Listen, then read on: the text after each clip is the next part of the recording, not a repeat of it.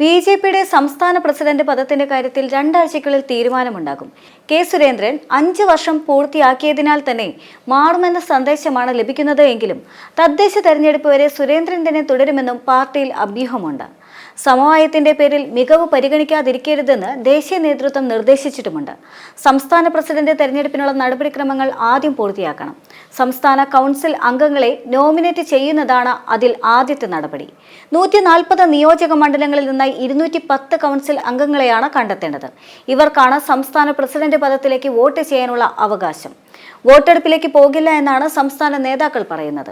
അതിനു മുൻപ് തന്നെ സമവായത്തിൽ സംസ്ഥാന പ്രസിഡന്റിനെ കണ്ടെത്താൻ ദേശീയ നേതൃത്വം നേതാക്കളെ നിയോഗിക്കാനുള്ള സാധ്യതയുമുണ്ട്.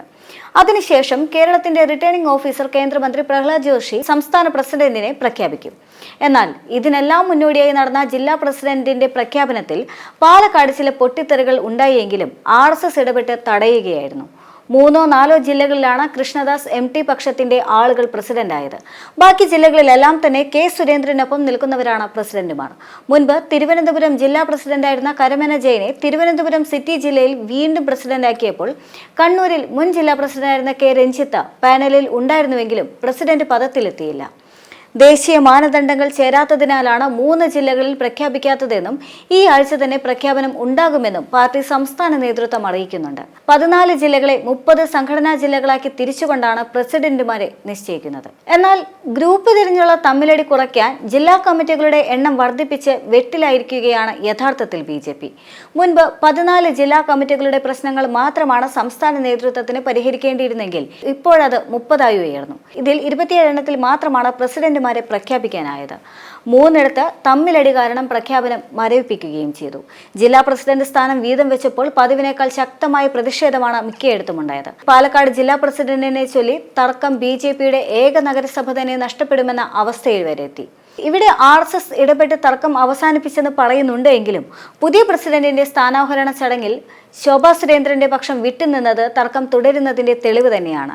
തിരുവനന്തപുരത്ത് സ്ഥാനമേറ്റ 2 പ്രസിഡന്റുമാരുടെ സ്ഥാനാരോഹണത്തിൽ നിന്ന് കൃഷ്ണദാസ് പക്ഷവും വിട്ടുനിന്നു. പ്രസിഡന്റുമാരെ പ്രഖ്യാപിച്ച 27-ൽ 20 ജില്ലാ കമ്മിറ്റികളും കെ സുരേന്ദ്രൻ വി മുരളീധരൻ പക്ഷം പിടിച്ചെടുത്തതായാണ് എതിർഭാഗം നേതാക്കൾ ആരോപിക്കുന്നത്. കൃഷ്ണദാസ് പക്ഷത്തെ 7 ജില്ലകളിൽ ഒതുക്കി ഇടുക്കി സൗത്ത്, തിരുവനന്തപുരം സൗത്ത്, പത്തനംതിട്ട എന്നിവിടങ്ങളിലാണ് തർക്കം കാരണം പ്രഖ്യാപനം മാറ്റിവെച്ചത്.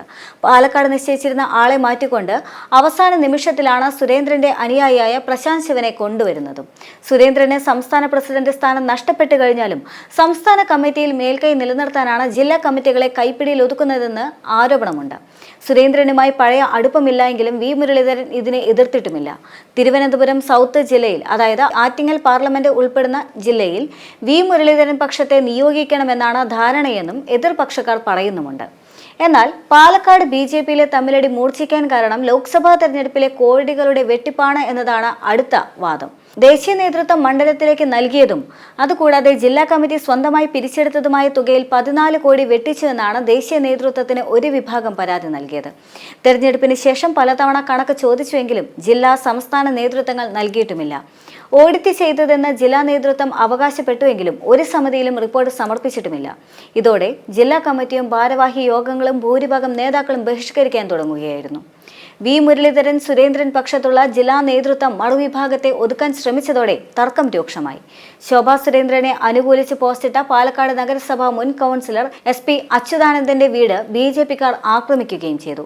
സംസ്ഥാന ജനറൽ സെക്രട്ടറി C കൃഷ്ണകുമാറിന്റെ അടുത്തയാളാണ് ഇത് സംബന്ധിച്ച കേസിൽ പിടിയിലായ യുവമോർച്ച പ്രവർത്തകനെന്ന് അച്യുതാനന്ദൻ ആരോപിക്കുകയും ചെയ്തിരുന്നു. സംഘടനാ പ്രവർത്തനം മുന്നോട്ട് കൊണ്ടുപോകാനാകാത്ത സ്ഥിതിയിലേക്ക് തർക്കം മുറുകിയതോടെയാണ് ജില്ലാ കമ്മിറ്റികൾ വിഭജിച്ചത്. ഔദ്യോഗിക വിഭാഗത്തിനെതിരെ നഗരസഭാ ചെയർപേഴ്സൺ ഉൾപ്പെടെയുള്ളവരും രംഗത്തെത്തിയിരുന്നു. പ്രിയ അജയനെ മാറ്റിയാണ് പ്രമീള ശശിധരനെ ചെയർപേഴ്സണാക്കിയത്. ഫണ്ട് തിരിമറിയിൽ ഇരുവരും ഔദ്യോഗിക പക്ഷത്തിനെതിരെ തിരികുകയും ചെയ്തു. 132 ജില്ലാ മണ്ഡലം ഭാരവാഹികളിൽ 31 പേർ മാത്രമേ ഔദ്യോഗിക പക്ഷത്തുള്ളൂ. ബാക്കിയുള്ളവർ യോഗങ്ങൾ ബഹിഷ്കരിക്കുകയും ചെയ്തു. പാലക്കാട് നിയമസഭാ മണ്ഡലം ഉപതെരഞ്ഞെടുപ്പിൽ ബി.ജെ.പി വോട്ട് ഗണ്യമായി ചോർന്നതിന് കാരണം നഗരസഭാ ഭരണമാണെന്ന ആരോപണവും ഔദ്യോഗിക പക്ഷം ഉയർത്തി. ഇതിനെതിരെ ചെയർപേഴ്സൺ പരസ്യമായി രംഗത്തും വന്നിരുന്നു.